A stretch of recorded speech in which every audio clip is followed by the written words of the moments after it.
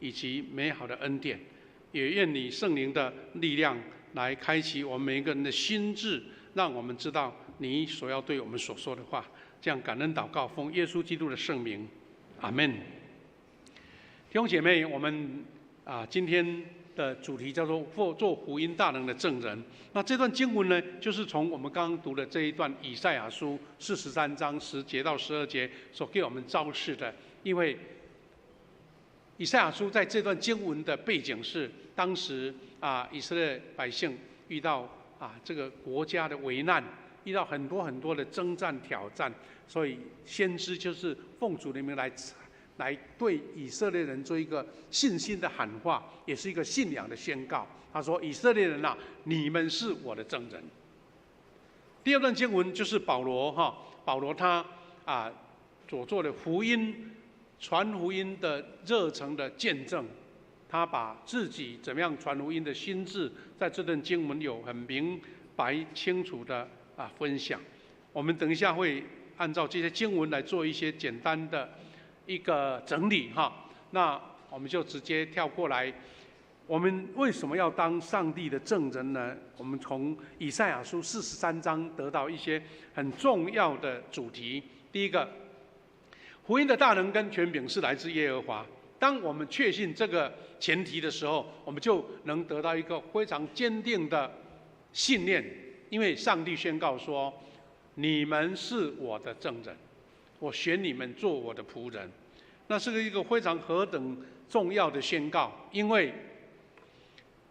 我们要当证人不能做伪证，对不对？你无凭无据，你没看见，你说当证人，那在法院上是要被做伪证判刑的我们做一件事情的证人，你不能说道听途说，人家讲什么我听了就胡乱的这个转传我们知道现在网络非常的厉害，你任何的话语都会被截图，或是会被转传正面的变负面的。没有了变有了，尤其现在又遇到大选，哇，半年来已经吵得不可开交了很多事情都是麦克风话语权一抢话认为他所讲的都是对的，他所看的都是对的。但是基督徒有一个非常重要的原则，就是因为我们是经历上帝的恩典，是一个属灵的见证，而不是一个用世俗的东西。所以上帝很慎重的宣告说：“你们每一位以色列人都是我的证人。”是要让他们知道说，神的大能在他们民族当中展现他的拯救。那怎么说呢？他的目的是要使你们认识我，相信我。这个属灵的工作，以色列人曾经不知道多少次背叛了神我们上个礼拜不是讲到士师记吗？士师记讲的就是一群以色列人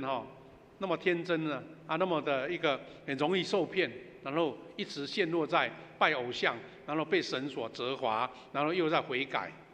然后又不乖，又重来了。所以以赛亚在这边宣告，不是一个平白无故的宣告，而是让以色列人知道说，你们经历那么多苦楚，而且现在遇到国家的灾难，你们要相信我，因为除了我以外没有别的神。所以这个是神在以色列百姓当中一再的所做的宣告。他说：“知道我是唯一的上帝，除了我没有别的上帝，过去没有，将来也不会有。”是非常明确、精准的。那唯一的神，反倒是会遇到很多很多不是唯一的挑战，因为很多人会觉得说：“那为什么只有你是唯一，我不是吗？”所以你看，邪灵的工作就在这个时候会挑战你上帝不是唯一的啦，还有别的可以拜所以以色列人在出埃及的时候拜金牛然后到迦南地，还有跟随当地人去拜巴力啦、亚斯他路这些神，因为那些神的一个邪灵的工作，会让人家看了会眼目混淆，会觉得神看不见，我去拜这个有帮助那这个世俗的社会就是这一种疑惑、挑战、诱导常常会发生。所以上帝再一次的给他们做提醒。第三个，神要我们确信福音的大能是跟权柄来自上帝。他说：“唯有我是上主，唯有我是你们的救主。”唯有，那表示是没有任何其他的可能性，没有其他的选择，就是我就是上主，是你们唯一的救主。那所以让以色列百姓能够再一次从颓丧、失败、被毁坏、被攻击的当中重新站起来，这个是当时的百姓遇到很大的征战的时候一个支撑的力量。然后神给他们应许，他说：“你们要得帮助。”他说：“我向你们宣告将要发生的事，我来帮助你们。没有一国的神做过这样的事，你们是我的证人。”神是要让这一群百姓看见他所做的事，他帮助他们做的事。刚刚我们不是提起了吗？我们一些道听途说的，我们自己随便网络抓资料，那都不是一个亲自证明的事情。你讲出来，有时候会有法律的危险。那更何况说一个民族的事，一个人的生命的事，神的同在、帮助跟力量是亲自经历过的。这经历过就变成神的证人。一个国家被神所拯救，他们百姓就是神的证人。而且他明确的说：“我要帮助你们。”神伸出大能的手来帮助一个人的生命、一个家庭的生命、一个教会的复兴，是因为我们确信神要为我们将来发生的事负责，而且他要伸出手来帮助。所以我们是宣告神是唯一的神，这是我们一个义务，或是我们一个责任，我们要为他做见证。所以因为这样的证人，我们要看见保罗也同样的为这样救赎的福音来做见证。保罗宣告了福音的大能，在罗马书刚刚读的第2段经文里面，他很清楚的跟罗马教会的弟兄姐妹宣告说，他的目的就是要领人归主。他讲的非常的就像我们一般在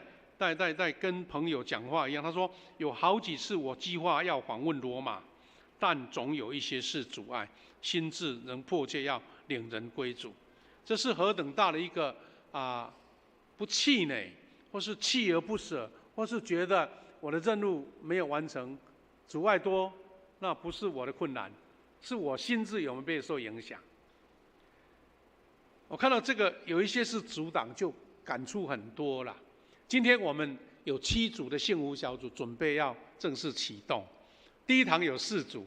我一直以为说是第2堂比较多组，原来第一堂更多，因为他们可能比较好召集哈。那等一下还有3组要来做差派。我们参与过幸福小组的人都知道，没有一件事情是顺顺当当顺顺利利你怎么做心想事成，没有啊。因为这个是属灵的工作，所以阻挡很多，挑战很多，阻碍很多。保罗讲的阻挡，在我们每一个人有心传福音的人都会碰到。明明这个人就临门一脚就会信主了，他到时候退缩了。明明这个 base 的受邀，他说好，我今天一定去不过时间快到了，没有出现，因为有可能他遇到搅扰，有困难，或是心思动摇，或是有一些事情被绑住了，就没办法出现。所以我们越传福音，就会体会到保罗的这种心境，因为神让我们知道传福音不是一条简单的义路啦。保罗一生就是为了福音而活，他遇到的挑战比我们所遇到的多到没有办法计算，没有办法比较。但是他仍然说，心志仍迫切要领人归主。而且那种心志迫切领人归主，不是像我们现在这个环境那么简单。我们的教会最近这几年是先启动我们社区的宣教，就是我们的生活环境的宣教，我们自己同文同种同文化的宣教。你知道说，保罗他是异文化的宣教，是异国的宣教，是要搭船搭好久，或是走路要走好久的，不同的种族、他仍然说我要心志领人归主。那比起我们现在所做的，它的难度或是挑战是大多了哈。为什么呢？保罗说：“我欠福音的债。”他说：“无论对什么人，开化的、没有开化的，有学问的、没有学问的，我都欠他们的债。”这是保罗一个初心呐。他的心思意念就是说，任何不同阶层、不同背景的人，都是我传福音的对象。传福音是无差别的，没有任何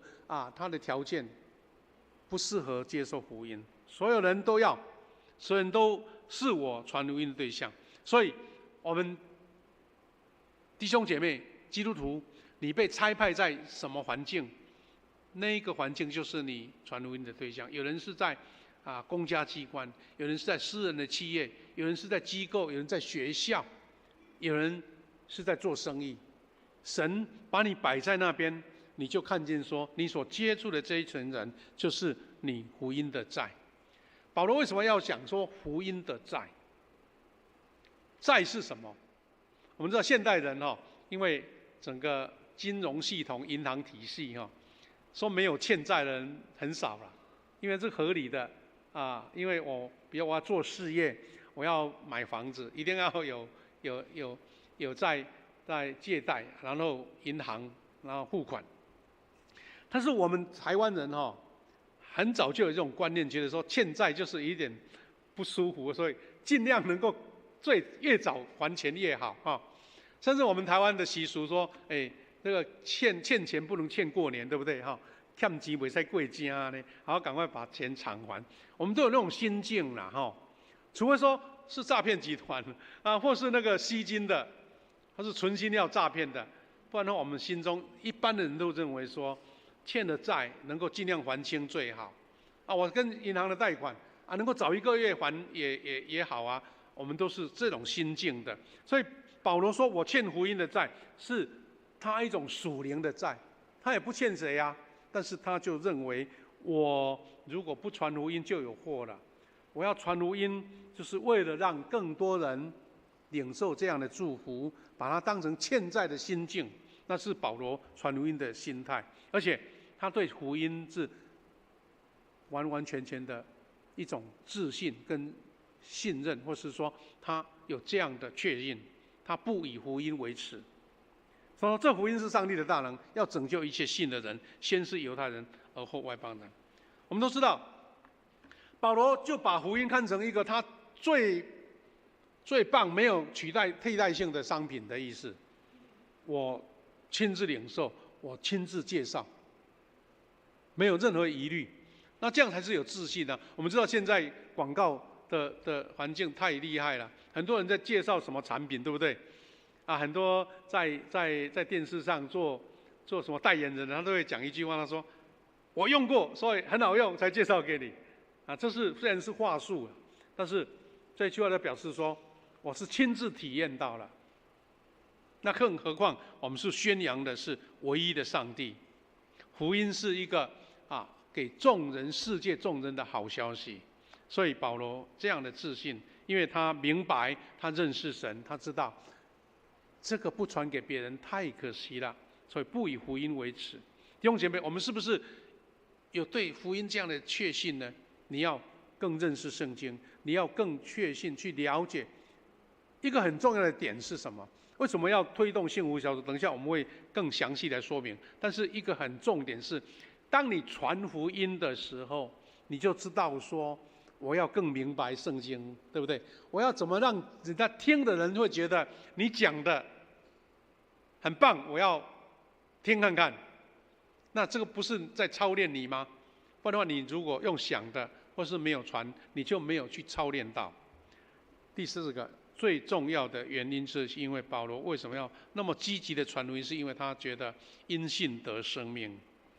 第14节这样提起说，这福音启示上帝怎样使人跟他有合一的关系，是起于信，止于信。正如圣经所说的，因信而得以跟上帝有合一关系的人，将得生命。所以我把福音介绍给一个人，我把福音传扬给我的亲人、朋友、同事，我的邻居，不是好像为了得到什么业绩了，不是，是因为我觉得他起于信，止于信，而且他要得生命，他要跟神建立关系。我把他引介到一个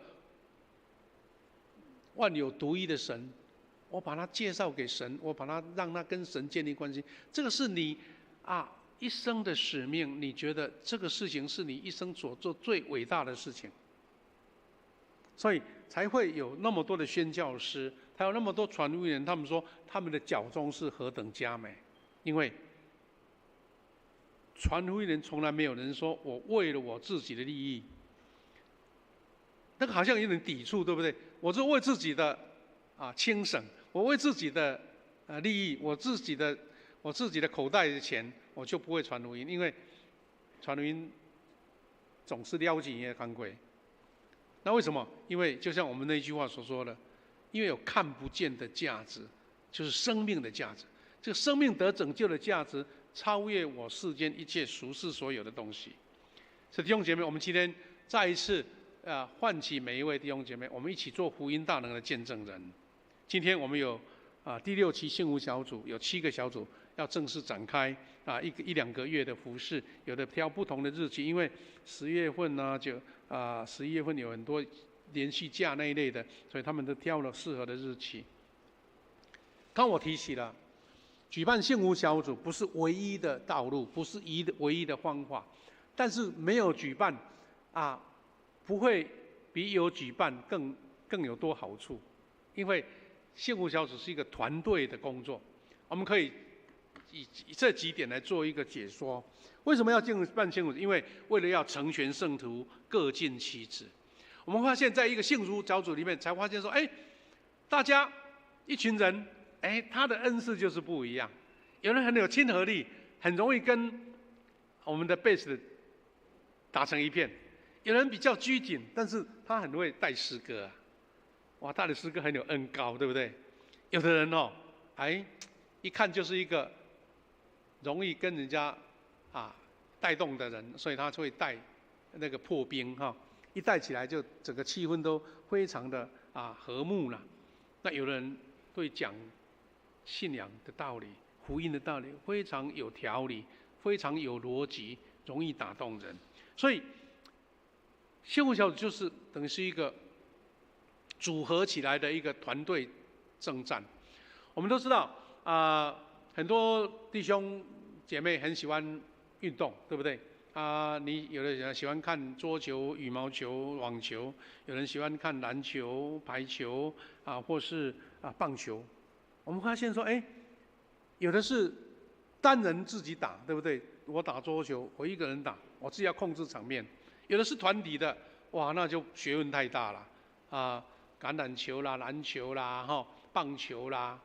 排球这些，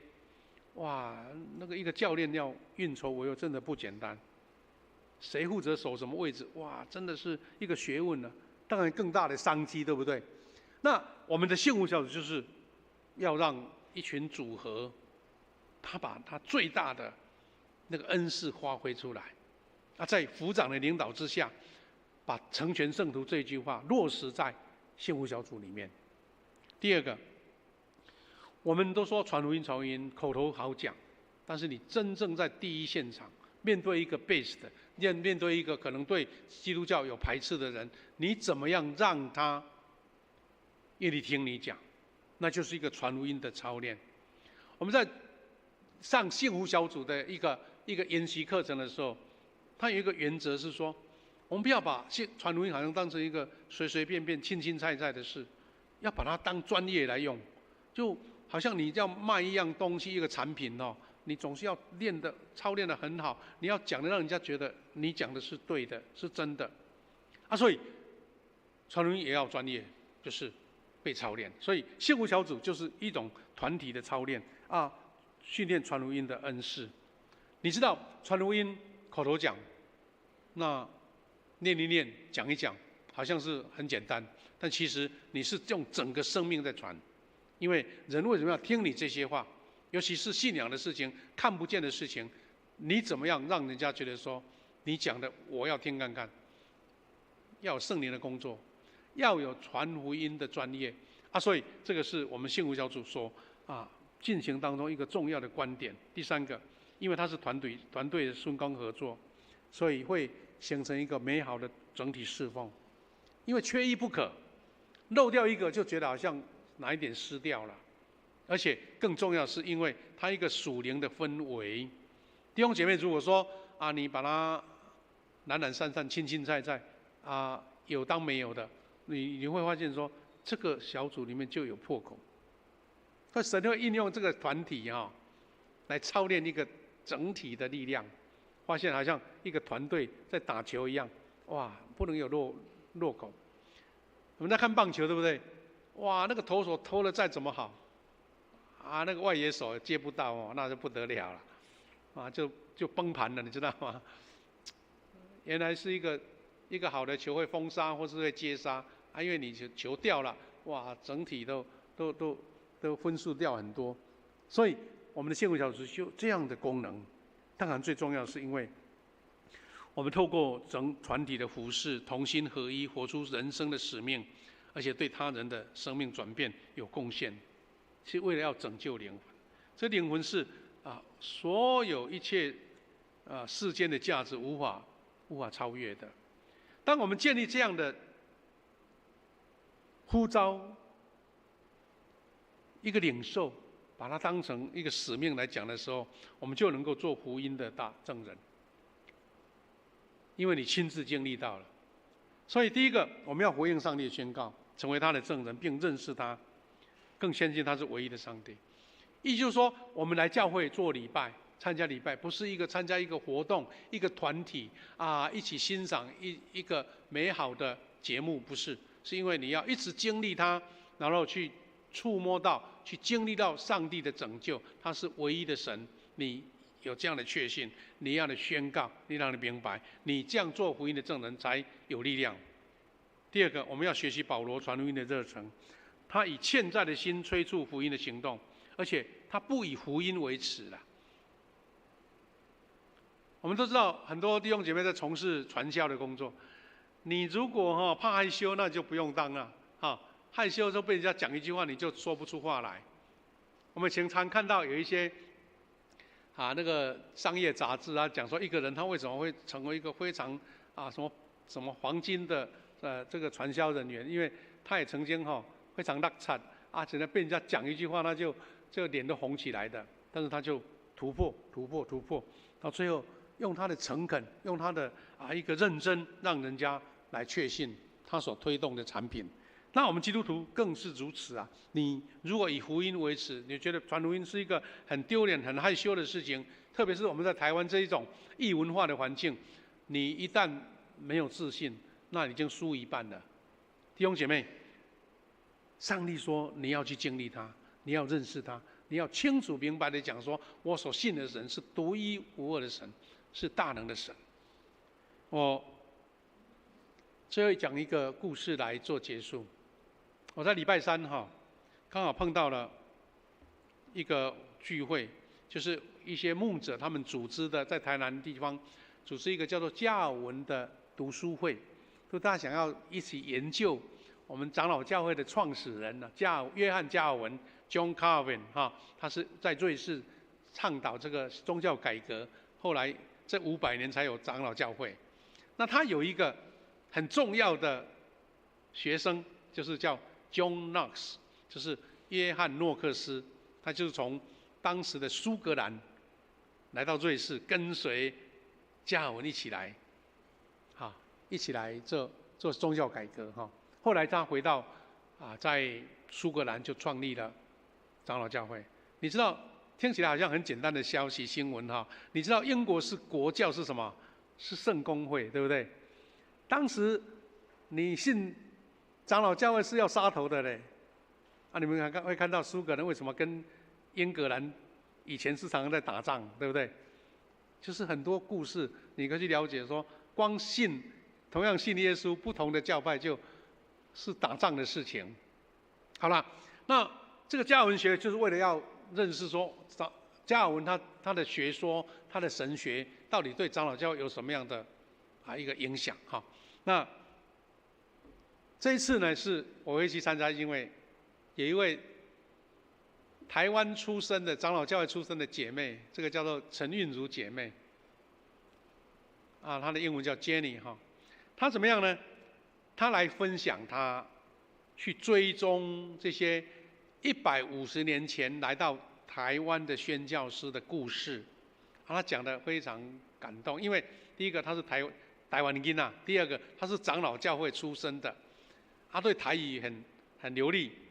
但她到英国去发现说，原来当初来台湾传福音的这些宣教师，都是从她所居住的爱丁堡，就是苏格兰的首都了哈，还包括一个更大的城市叫格拉斯哥。哇，那个时候格拉斯哥是当时那个时代全世界第3大城哎，伦敦、纽约就是格拉斯哥，可见那个辉煌哈。然后那一群优秀的宣教师是150年前来到台湾传福音的，而且他注重的角度，因为她是女生啊，她想说我们一直谈马雅各、谈巴克里、谈甘维林，好像都是男生的事。她发现说，那些女宣教师做的事情不输于男生她就去追踪这些事情。她嫁给苏格兰人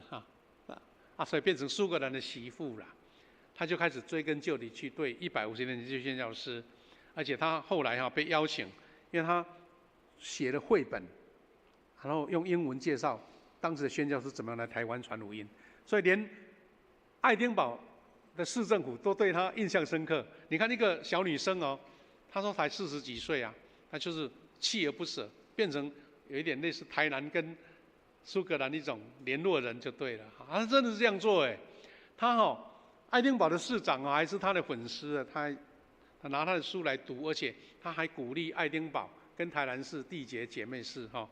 因为爱丁堡就是苏格兰首都传福音的这一些所有的宣教师是从爱丁堡被差派过来的。好，那爱丁堡的市议会呢，曾经在今年3月来访问台南还跟我们的刘院长、新楼医院院长见面，还来拜访市政府跟市长，还有我们神学院来见面。那就是表示说，她真的是一个小女生，也没有什么背景，竟然能够做到这些事情。她来讲她的故事了不过今天要讲的是什么呢？她为了把这些故事把它发掘出来，她用很多心血，因为这些150年的故事，尤其是女宣教师的故事，已经被埋在什么就是档案馆里面或是在墓园她怎么样去把它挖掘出来？那故事很精彩。你看她用了一个 logo 正面看是台湾，对不对？但是反过来倒下来变成苏格兰跟台湾的英文字，看得出来吗？横的就是苏格兰还有台湾中间那个颜色就是苏格兰群的颜色嘛他们的苏格兰的颜色。好，他用这种方式来推动，他很用心去请人家帮忙绘图，他来写，用英文写，用白话字台湾话写，也让只会看中文的教会人写。他写了2本绘本，一本是在介绍李修牧师娘，叫伊莱莎，她是我们台湾第一位宣教牧师。你知道第一位宣教师是马雅各医师嘛？他第一个牧师就是李修，而且这位李修牧师后来得了热病，在台湾过世。然后他的儿子也得病过世了，剩下伊莱莎，但是他能努力在这边传福音。先生过世了嘛，他就被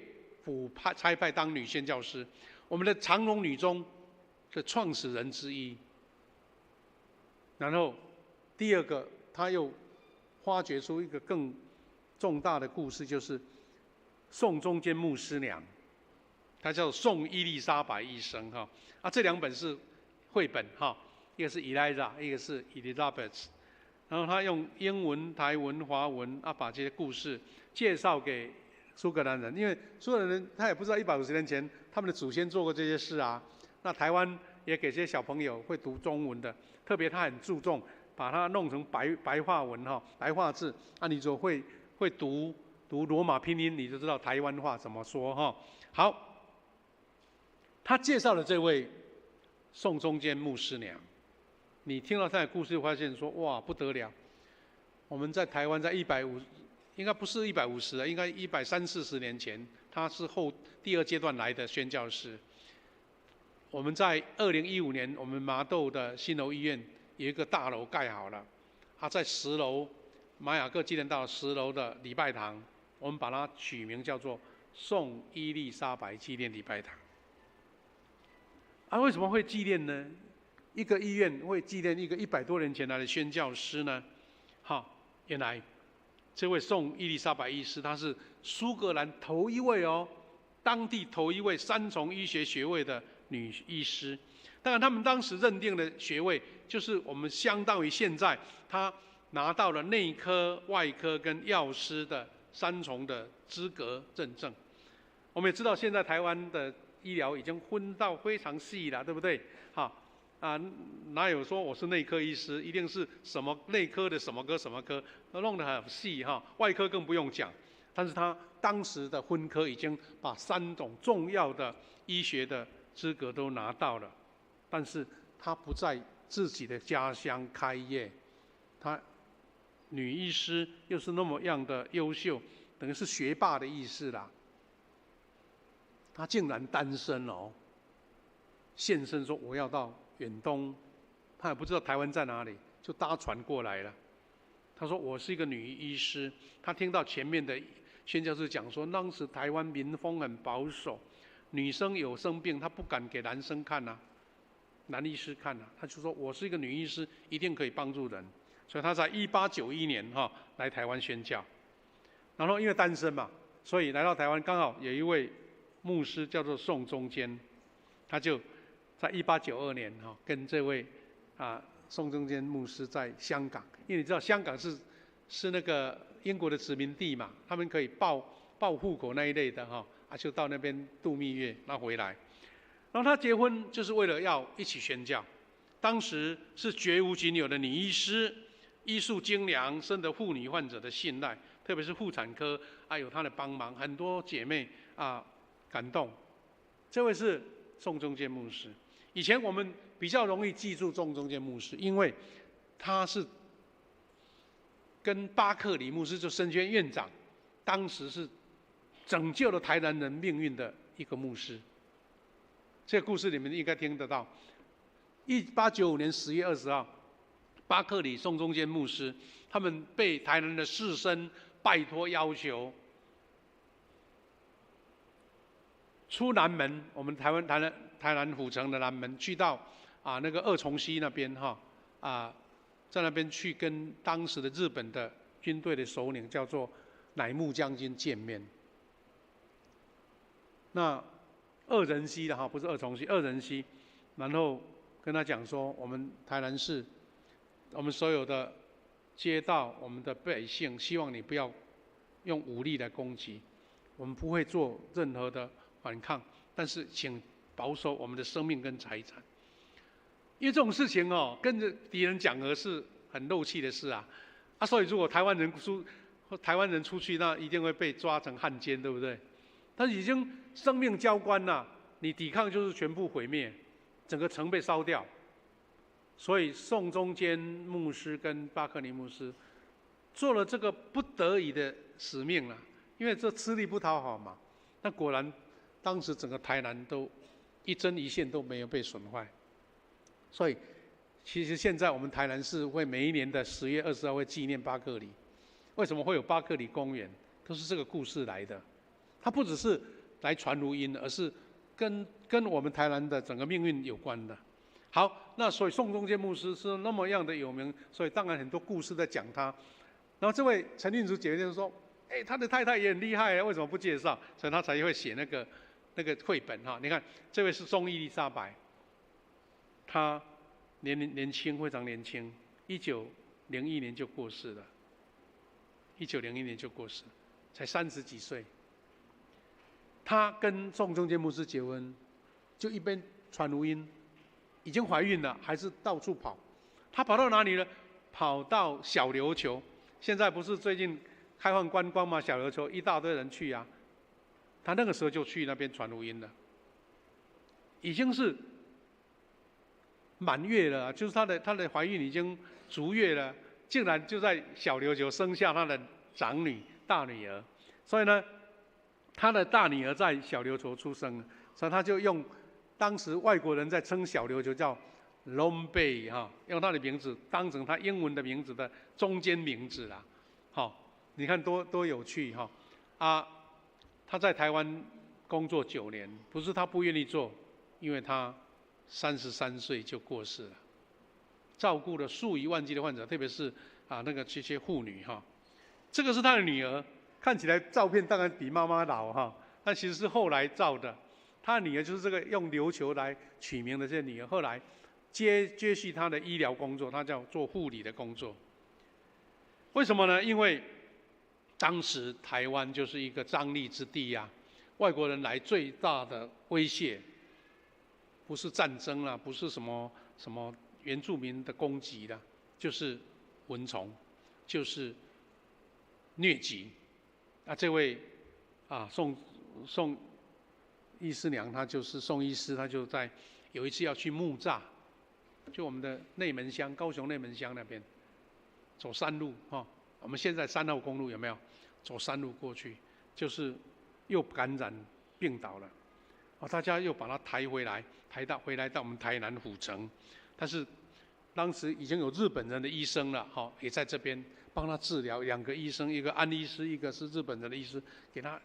尽力治疗，但是没想到他在1901年就不到33岁就在新楼医院病逝，留下宋中坚和他的3个可爱的小孩。这张照片是宋中坚牧师跟3个小孩照相，但是看起来那个时候照相是很困难的事，对不对？但是没有笑容，因为当时就是他的太太已经过世了，他不得已带着这3个小孩，你看那些树啦、叶子啊都乱乱的，对不对？他就是为了要带这3个小孩回去苏格兰，让他的家人帮忙照顾，他好回来再继续传福音。你看当时的环境是多大的困难，我们可以体会。保罗更不用讲了，但是他们就是愿意为主来宣扬福音，这种心智。所以2天后，他就在新楼医院跟长荣中学各举办了追思礼拜。这位33岁的漂亮年轻的女医师就死在台南，也葬在台南。当时我看到一张，你们说 Google 应该可以查到，你叫宋伊丽莎白就会看得到。她当时出殡的时候，一大队的人跟在后面，他们到北门的公墓，在现在的哪里？是最近拆掉的开元路桥。那个时候，当时是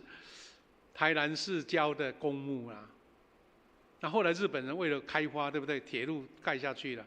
开发把那些墓都迁走了。还有迁到哪里呢？宋医师的墓，他的骨骸就被迁到我们现在的南山公墓。在我们现在这个飞机跑道的前面北边现在我们不是有基督教公墓吗？这些宣教士的墓都会在里面，所以很多历史的学生或是我们的基督徒都会跑到墓园去参观，是为了看这些宣教士或是怀念他们呐。那这个故事让我们非常的感动。这个现在是新做的墓做得很漂亮，是因为它已经迁到台南的公墓了。弟兄姐妹，我们一旦领受这样的呼召，期待我们也一起看见前人的他们的努力，我们也一起来呼召富强人的使命。我们积极传福音，领人归主，成为富强50金喜年。我们知道喜年就是50，就是一个金喜年，一个大的喜年。我们教会要迎接50周年，我们希望能够带领更多人信主，领更多人来归主，成就更多的灵魂来献给上帝。前2天我看到一本，我们台南在安平那边有一个湖美教会他们有出了一本见证集是他们教会弟兄姐妹大家特别很多人抄箴言的见证，我们不是很多弟兄姐妹抄完接真言书吗？很多神迹奇事在他身上，所以呢，他们就写了一些见证。我得到了一本哈，我们的烟花姐妹她去为他们奉献了，拿了好多本回来，放在我们的心灵转角或是在祷告室哈。我看到他们的牧师就是潘雪云牧师他写了一段前言呐，他说我们湖美教会希望能成为一间救生艇的教会。你知道救生艇什么意思？就是努力的看到有人跌到水里面我要救生艇去把他救回来，叫抢救灵魂。弟兄姐妹，我们也期待我们富强人这样的使命，不是因为牧师常常讲好像比较重要，是因为上帝这么讲，我们不做不行了。保罗传福音的在而且他不以福音为耻，他总要得到一些人。他3番2次就是要到罗马去，虽然遇到阻碍，但是我们的信心还是要传福音。这样的心志，我们要借由这一次，我们有7组的幸福小组，他们要领受这样的使命，成为一个传福音的示范那我们要一起来唱一首这个短歌诗歌，在唱的时候呢，我们要邀请